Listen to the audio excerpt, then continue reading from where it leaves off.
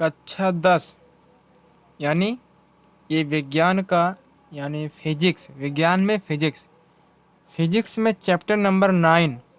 ठीक है, chapter number 9 यानी प्रकाश का परावर्तन तथा अपवर्तन का यह तीसरा लेक्चर वाला वीडियो है। यानी कि इसके पहले हमने यहाँ पर 2 लेक्चर कंप्लीट कर दिया है, ये है तीसरा लेक्चर वाला वीडियो। हाय स्टूडेंट, कैसे हो आप सब? आप सभी का हमारे यूट्यूब चैनल पर स्वागत है। स्टूडेंट, आज के इस वीडियो हम देखने वाले हैं लेक्चर 3 यानी reflection of light and refraction of light का जो चैप्टर था उसका ये तीसरा लेक्चर वीडियो है बाबू। तो अगर आप हमारे चैनल पर पहली बार आए हो तो चैनल को तुरंत सब्सक्राइब करो और घंटिया का आल पर क्लिक कर दो भट से। ठीक बाबू, और शुरू करते हैं आज का टॉपिक बहुत ही बेहतर तरीके से। वीडियो को लाइक करो, शेयर करो और जो मर्जी करो। ठीक है, शुरू करते हैं आज की क्लास। कापी कलम लेकर तैयार हो जाओ फटाक से। तो ये तीसरा लेक्चर वाला वीडियो है। हमने इसके दूसरे वाले लेक्चर में देखा था इसके कुछ महत्वपूर्ण यानी जो है परिभाषाएं, किससे संबंधित, दर्पण से संबंधित कुछ महत्वपूर्ण परिभाषाएं हमने कहा था देखने को। तो यहाँ पर हम देखने वाले हैं दर्पण से संबंधित कुछ महत्वपूर्ण परिभाषाएं। यहाँ पर हमारा जो पहला टॉपिक है वो है दर्पण का द्वारक क्या होता है। बहुत ही छोटी छोटी बेसिक परिभाषा बता रहा हूँ मैं। दर्पण का द्वारक समझो फटाक से। ठीक है, व्हाट इज दर्पण का द्वारक? दर्पण के द्वारक क्या होता है? तो दर्पण का द्वारक देखो, दर्पण के जिस भाग से परावर्तन होता है, क्या होता है बाबू? दर्पण के जिस भाग से परावर्तन होता है। अब दर्पण 2 प्रकार के हम लोग पढ़ा हुआ है। दर्पण कई प्रकार के पढ़े हो बाबू? 2 प्रकार के पढ़े हो। तो चाहे उत्तल दर्पण कहो और चाहे अवतल दर्पण कहो। जैसे मान लियो हम यह ले लिए थे कौन दर्पण, छोटा सा बनाऊंगा ऐसे करके। ठीक है, यहाँ पर हमने क्या कर दिया, लेप कर दिया, कलई कर दिया। ठीक है, क्या कर दिया भैया? कलई कर दिया। क्या कर दिया? क्या कर दिया बाबू? यहाँ पर हमने इसे लेप कर दिया। तो कह रहा है कि दर्पण के जिस भाग, ये कौन सा दर्पण है भैया? यह है अवतल दर्पण। अवतल दर्पण। ठीक, यह कौन सा दर्पण है? अवतल दर्पण है। दर्पण के जिस भाग से परावर्तन होता है उसे हम कहते हैं दर्पण का द्वारक। यानी दर्पण का मान लीजिए ये है ये और ये है बी, तो ये और बी के इसी के बीच में यही वाला पॉइंट क्या है? दर्पण का द्वारक है। दर्पण का द्वारक। ठीक, समझ में आ गया बाबू? दर्पण का द्वारक क्या होता है? दर्पण का द्वारक का मतलब हुआ कि दर्पण के जिस भाग से परावर्तन होता है उसी को हम दर्पण का द्वारक कहते हैं। बस इतना समझो, छोटी सी परिभाषा है। आगे बढ़ते हैं। अब होता है दर्पण का ध्रुव। तो दर्पण का ध्रुव क्या होता है उसको समझो। यहाँ पर लिखा हुआ है परावर्तक तल का मध्य बिंदु दर्पण का ध्रुव कहलाता है। क्या कहलाता है? दर्पण का ध्रुव कहलाता है। जैसे यहाँ पर हमने ले लिया अवतल लेंस, सॉरी अवतल दर्पण। ठीक है, अवतल दर्पण ले लिया तो परावर्तक तल के मध्य बिंदु यानी कि ई है। कौन सा बिंदु? मध्य बिंदु, ये वाला बिंदु। यहीं पर क्या है? यहीं पर है हमारा क्या? यहीं पर है दर्पण का ध्रुव। अब दर्पण के ध्रुव को हम पी से प्रदर्शित करते हैं। यही क्या है? पी है। इसी को कहते हैं दर्पण का ध्रुव। दर्पण का ध्रुव कहते हैं। समझ में आवा कि नहीं? दर्पण का ध्रुव क्या कहा जाता है बताओ? दर्पण का ध्रुव मतलब परावर्तक तल का मध्य बिंदु दर्पण का ध्रुव कहलाता है। बस इतना समझना है आपको। परावर्तक तल का मध्य बिंदु क्या कहलाता है? दर्पण का ध्रुव कहलाता है। जैसे हमने यहाँ पर बताया कि ये अवतल दर्पण है। अवतल दर्पण के मध्य बिंदु क्या है? पी है। पी क्या है? दर्पण है। सॉरी, पी है दर्पण का ध्रुव। ध्रुव को हम पी से प्रदर्शित करते हैं। अब समझ लियो वक्रता केंद्र। कवन केंद्र? वक्रता केंद्र। देखो वक्रता केंद्र क्या होता है? दर्पण को जिस गोले से काटा जाता है। अब जिस गोले का मतलब है, जैसे देखो ये क्या है सर जी, बार बार बार अवतल दर्पण लेत हैं। ठीक, आपकी उत्तल दर्पण ले है। ठीक है, ये क्या है भैया? अवतल दर्पण है। कह रहा है कि दर्पण को जिस गोले से काटा जाता है। देखो हमने पढ़ा है गोलीय दर्पण। तो गोलीय दर्पण दो प्रकार के होते हैं, उत्तल दर्पण तथा अवतल दर्पण। तो ये जो अवतल दर्पण है या फिर उत्तल दर्पण है, ये गोलीय का तो भाग है। ये गोलीय दर्पण का तो ही भाग है, इसे मिला दो। ठीक, मिल गया। अब क्या करा? दर्पण को जिस गोले से हमने यहाँ पर काटा था, इस गोले से काटा था, तो दर्पण के जिस भाग को काटा जाता है उसको क्या कहते हैं? अब इसी के बीच में एक होता है सी, और सी को हम कहते हैं क्या? सी को हम कहते हैं वक्रता केंद्र। क्या कहते हैं बाबू? वक्रता केंद्र कहते हैं। समझ में आ गया वक्रता केंद्र क्या होता है? दर्पण को जिस गोले से काटा जाता है उसको हम क्या कहते हैं? उसको हम कहते हैं वक्रता केंद्र। अब समझो भैया वक्रता त्रिज्या का होता है। वक्रता त्रिज्या, वक्रता त्रिज्या समझ लो भैया। देखो दर्पण को जिस गोले से काट कर बनाया गया है उस गोले की त्रिज्या को वक्रता त्रिज्या कहते हैं। समझ में ना आया सर जी? जैसे देखो अब की बार मैं लेता हूं उत्तल दर्पण। कैसा दर्पण? उत्तल दर्पण ले लियो। अब उत्तल दर्पण है, ठीक है। अब बीच में हमने क्या कर दिया? पीछे से क्या कर दिया? काला ही कर दिया इस तरह से। ये कौन सा दर्पण है? उत्तल दर्पण है। अब देखो दर्पण को जिस गोले से काट कर बनाया गया है उसी गोले की त्रिज्या को क्या कहते हैं? वक्रता त्रिज्या। यही गोला तो हुआ सर जी, ये गोला तो हुआ सर जी। देखो इसी गोले से ने काटा गया था। अभी बीचों में प्रकाशिक केंद्र है। अब प्रकाशिक केंद्र से आर दूरी, ठीक है, ये यही क्या है भैया? यही आर क्या? यही त्रिज्या है। इसी को कहते हैं क्या? वक्रता त्रिज्या। क्या कहते हैं बाबू? वक्रता त्रिज्या कहते हैं। ये हमने कौन सा लेंस लिया था? उत्तल। सॉरी यार स्टूडेंट, यहाँ पर मैं उत्तल लेंस की बात कर रहा हूँ। बताइए दर्पण पढ़ा रहा हूँ, वो उत्तल लेंस की बात कर रहा हूँ। देखो ये कौन सा दर्पण है? तो उत्तल दर्पण है। उत्तल दर्पण है। ठीक, समझ में आ गया भैया? बिल्कुल समझ में आ गया। आगे बढ़ा जाए? आगे बढ़ा जाए कि नहीं? हाँ गुरुजी आगे बढ़ो। चलो आगे बढ़ते। अब ले भैया आएगा मुख्य अक्ष। मुख्य अक्ष। मुख्य अक्ष क्या होता है भैया? चलो इसको भी देख लेते हैं। मुख्य अक्ष क्या होता है? दर्पण के ध्रुव और दर्पण का केंद्र को मिलाने वाली जो रेखा है उसे हम क्या कहते हैं? मुख्य अक्ष कहते हैं। देखो मान लियो ई हुआ कौन लेंस? फिर यार लेंस। ये है उत्तल दर्पण। ठीक, उत्तल दर्पण है। अब ये है उत्तल दर्पण। अब यहीं पर पी है। पी माने का? पी माने दर्पण का ध्रुव। ठीक है, पी है। अब दर्पण का केंद्र को मिलाने वाली, ठीक है। अगर हम इक्का इसे मिला दी, ऐसे ऐसे करके मिला दी, ठीक, तो ही बिचवा में केंद्र एक मिलत है। बिचवा में कहाँ मिलत है? केंद्र मिलत है। अब इक्का इसे हम मिला दी, इसे ऐसे ऐसे करके मिला दी, ठीक।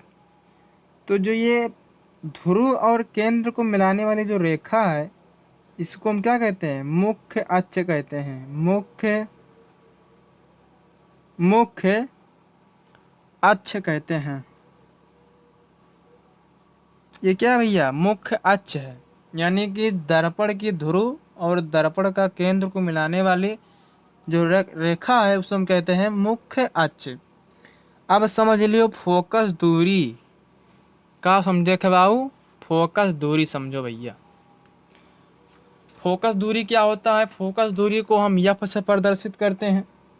ठीक, देखो दर्पण में ध्रुव और फोकस के बीच के दूरी को हम दर्पण का फोकस दूरी कहते हैं। बस इतना समझो।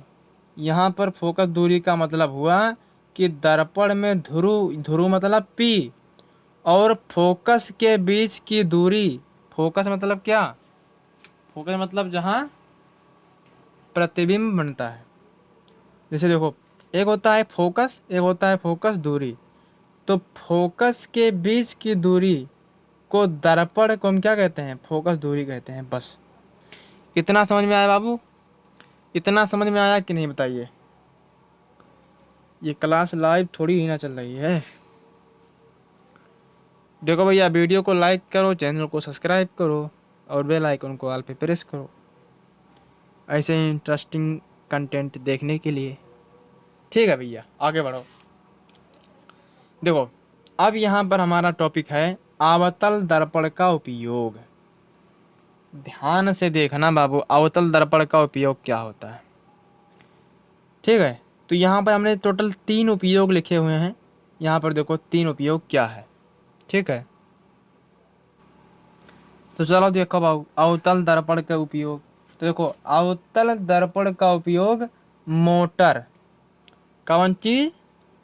मोटर। देखो मोटर में आपने देखा होगा, मोटर कार मतलब मोटर गाड़ी में क्या होता है? अवतल दर्पण का उपयोग होता है। ठीक है, रेलवे इंजनों, रेलवे इंजन, रेलवे इंजन, ठीक, रेलवे इंजन और लैंप। अगर आपने देखा होगा इमरजेंसी यानी लैंप, लैंप में ही क्या होता है? अवतल दर्पण का उपयोग होता है।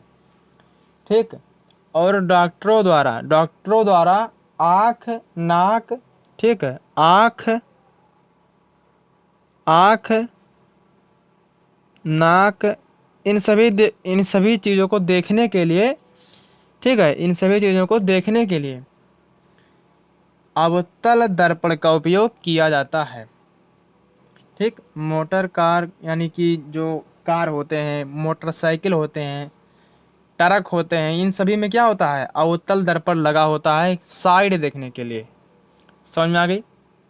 अब और यहाँ पर और देखो, जैसे देखो डॉक्टरों द्वारा आँख, नाक, इन सभी को देखने के लिए, तथा गले, गले में कोई चीज़ है उसको देखने के लिए, जैसे कोई चीज़ फंस जाता है जब, तब क्या होता है? अवतल दर्पण का उपयोग होता है। अवतल दर्पण का, अवतल दर्पण का उपयोग होता है। समझ में आ रहा भैया? देखो motor car, railway engine, lamp, आँख, नाक, गले में अवतल दर्पण का उपयोग होता है। ठीक है, इन सभी चीज़ों के लिए अवतल दर्पण का उपयोग होता है। ये अपने कॉपी में नोट कर लो। समझ में आ गया भैया? अब अगर हम देखें उत्तल दर्पण का उपयोग क्या होता है, किसका? उत्तल दर्पण का उपयोग। देखो ध्यान से देखो भैया, उत्तल दर्पण का उपयोग। तो यहाँ पर देखो उत्तल दर्पण का जो उपयोग है, उत्तल दर्पण का जो उपयोग है, तो ऐसे देखो बाजारों में लगे लैंप, ठीक है, बाजारों में लगे लैंप के ऊपर किया जाता है। उसको छोड़ो, इसका उपयोग देखो, उत्तल दर्पण का उपयोग वाहनों के पीछे का दृश्य देखने के लिए भी किया गया है। देखो वाहनों के पीछे का दृश्य, वाहन के पीछे देखने का दृश्य, पीछे देखने के लिए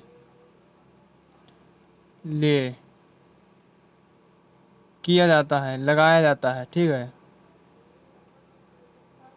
किसके लिए लगाया जाता है भैया? पीछे देखने के लिए, मतलब वाहन में उत्तल दर्पण लगाया जाता है पीछे देखने के लिए, आखिर में पीछे कौन आ रहा है कौन नहीं आ रहा है। उत्तल दर्पण का कार्य होता है कि देखो, उत्तल दर्पण का कार्य होता है कि जब कोई प्रकाश की किरण उत्तल लेंस में प्रवेश करता है तो वो आने वाली प्रकाश की किरणों को एकत्रित कर देता है, यानी वो दूर तक दिखा देता है कोई भी चीज़। इसीलिए वाहनों में इसका प्रयोग किया जाता है। ठीक है भैया, तो वाहनों को, मतलब वाहनों के पीछे देखने के लिए उत्तल दर्पण का उपयोग किया जाता है। समझ में आ गया बाबू, किसके लिए किया जाता है? तो उत्तल दर्पण का उपयोग, ठीक है, उत्तल दर्पण का उपयोग वाहनों के पीछे लगे, मतलब पीछे देखने के लिए, ठीक है, किया जाता है। तो ये हो गया।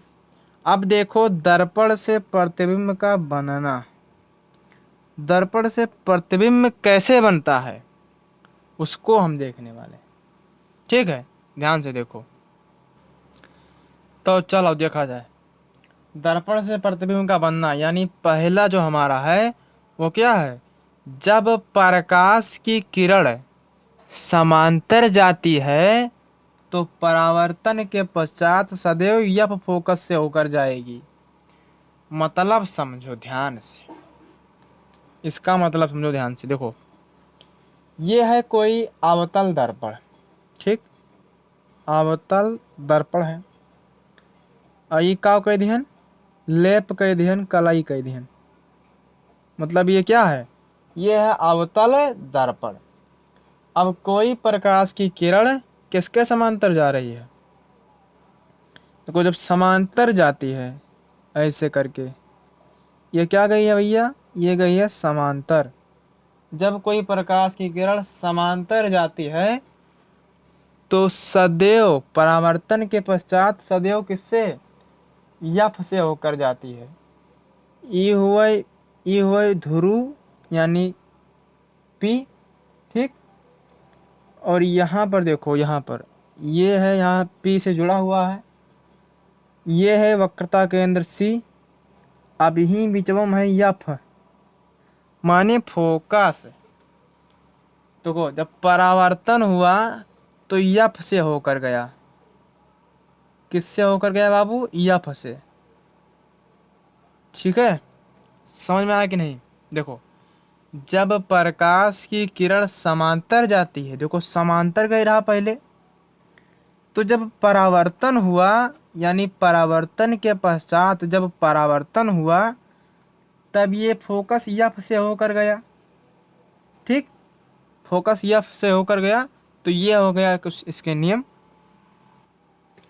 तो ये हो गया कत के लिए, ये हो गया अवतल दर्पण के। अब उत्तल दर्पण के सर जी बताओ कैसे हुई? तो देखो, उत्तल दर्पण, कौन सा दर्पण? उत्तल दर्पण। ध्यान से देखो, ये कौन दर्पण हुए? उत्तल दर्पण हुए। अब उत्तल दर्पण में ई हुए पी। अब देखो उत्तल दर्पण का, उत्तल दर्पण में का हो, देखो ये है बिंदु पी। पी माने ध्रुव, दर्पण का ध्रुव। और यहीं पर है सी, और सी, ठीक है, सी मतलब वक्रता केंद्र, यहीं बेचो में फोकस। अब जब समांतर गई प्रकाश की किरणें, ऐसे दुइठू गवा समांतर, प्रकाश की किरणें कैसे गई? समांतर गई। तो जब परावर्तन हुआ ऐसे, इस तरह से जब परावर्तन हुआ तो इसकी यहाँ पर डॉट डॉट पे ऐसे मिल जाएगी। ठीक, ये जो प्रकाश की किरण यहाँ पर गई है, यानी इस पे कहाँ से होकर गई? फोकस यफ से होकर गई।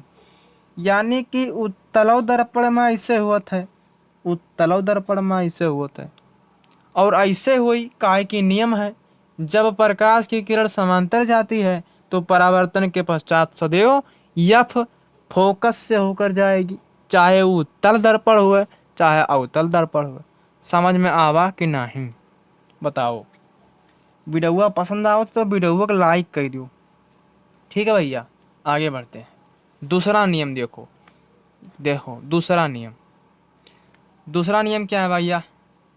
देखो, जब कोई प्रकाश किरण फोकस एफ से जाता है तो परावर्तन के पश्चात प्रकाश किरण मुख्य अक्ष के समांतर हो जाती है। ये है दूसरा नियम। अब कैसे हो जाती है, चलो उसको देख लेते हैं। ठीक है भैया, किसके समांतर हो जाती है बाबू? ये हो जाती है मुख्य अक्ष के समांतर। अब देखो कैसे, देखिए, देखो यहाँ पर हम लेते हैं अवतल दर्पण, ऐसे। ठीक, ये कौन सा दर्पण है बाबू? ये है अवतल दर्पण। ठीक, ये कौन सा दर्पण है? अवतल दर्पण। अब देखो, ध्यान से देखो, यहीं पर है पी। पी माने क्या? पी माने ध्रुव, दर्पण का ध्रुव। ठीक, और यहीं पर है सी। यहीं पर क्या है? सी है। अब यहीं पर है यफ। ठीक है, यफ है। अब ये तीनों बराबर में है। ठीक है भैया, सी क्या है? वक्रता केंद्र है। यफ क्या है? फोकस है। पी क्या है? ध्रुव है, दर्पण का ध्रुव। अब मान लो हमने यहाँ से प्रकाश डाला ऐसे।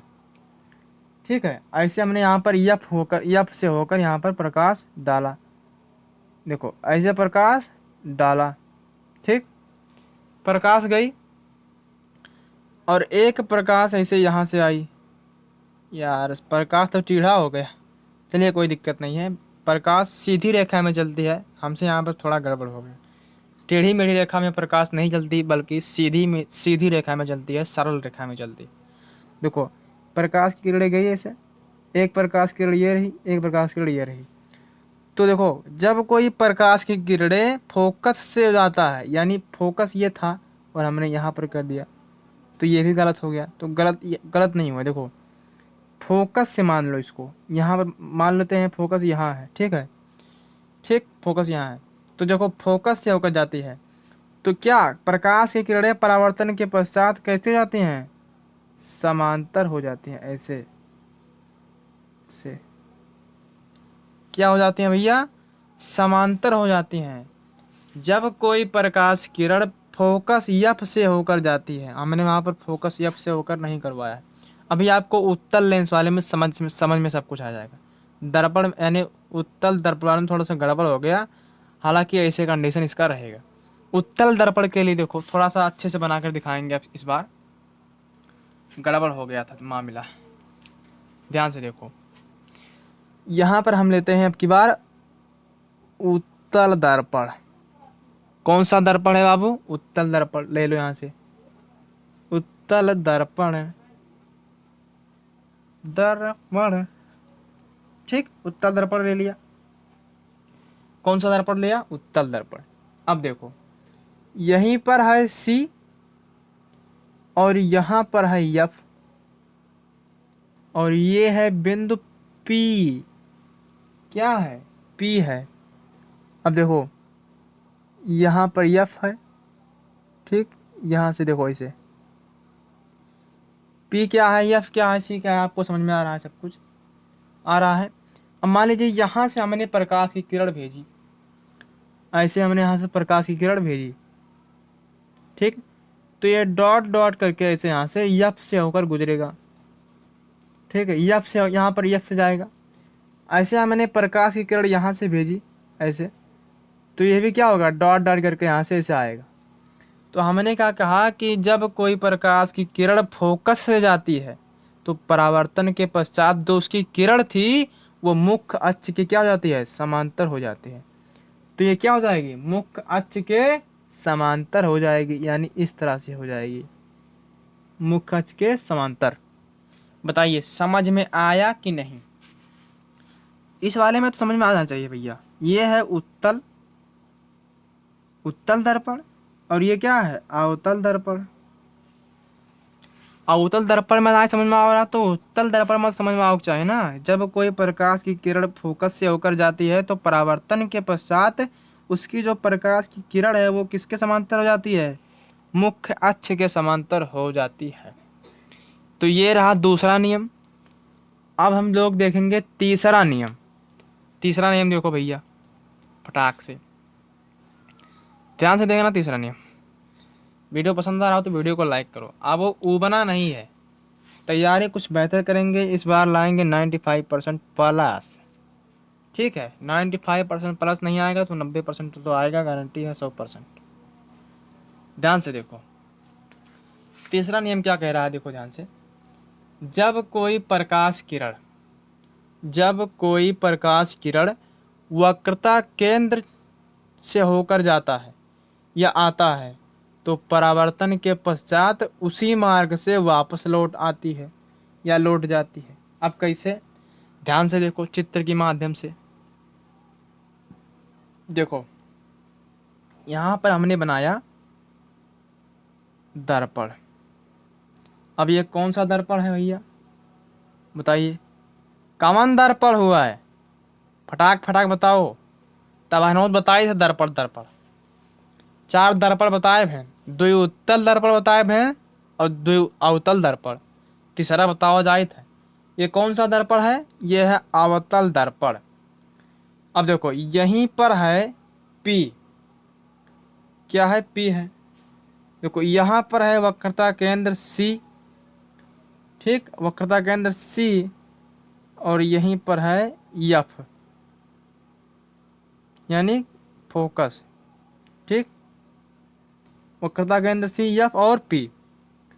अब देखो कंडीशन का अभाव है बाबू। कंडीशन का अभाव है कि जब कोई प्रकाश किरण वक्रता केंद्र, ठीक है, वक्रता केंद्र से होकर जाता है तो परावर्तन के पश्चात उसी मार्ग से वापस आ जाता है। तो अगर हम प्रकाश की किरण भेजे थे वक्रता केंद्र से, ठीक है, वक्रता केंद्र से भेजना है। ठीक है, देखो कैसे भेजेंगे वक्रता केंद्र से है। देखो जैसा मान लो प्रकाश की किरण ऐसे जात है, ऐसे वक्रता केंद्र से हो कैसे गवा। ठीक, ये प्रकाश की किरण टेढ़ी मेरे जगह मजा तो गुस्सा लग जाता हमरे। यह प्रकाश की किरण ऐसे गवा सीधा वक्रता केंद्र से होके। अब दूसरा प्रकाश की किरण सीधा ऐसे गवा। ठीक, एक प्रकाश की किरण ई गवा, एक प्रकाश की किरण ई गवा। तब तीसरा नियम क्या कह रहा है? जब कोई प्रकाश किरण वक्रता केंद्र होकर जाती है, वक्रता केंद्र से होकर जाती है तो परावर्तन के पश्चात उसी मार्ग से वापस लौट आती है। यानी जवन किरण भेजिया हन वही किरण वापस हो जाई।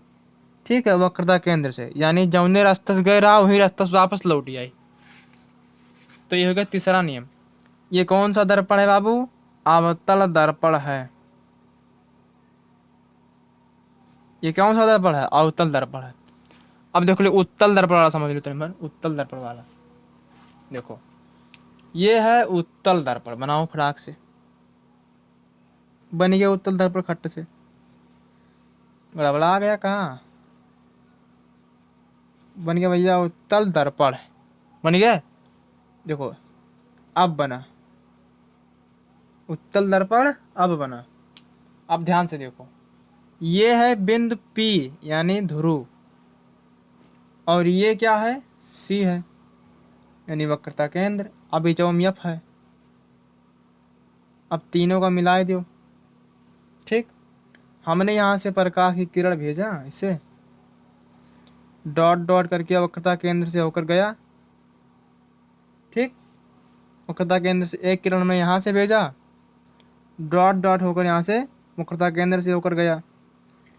तो जब वक्रता केंद्र से होकर गया तो हमने बताया है कि परावर्तन के पश्चात उसी मार्ग से वापस लौट आती है। मतलब क्या हुआ? उसी मार्ग में वापस लौटा दिया।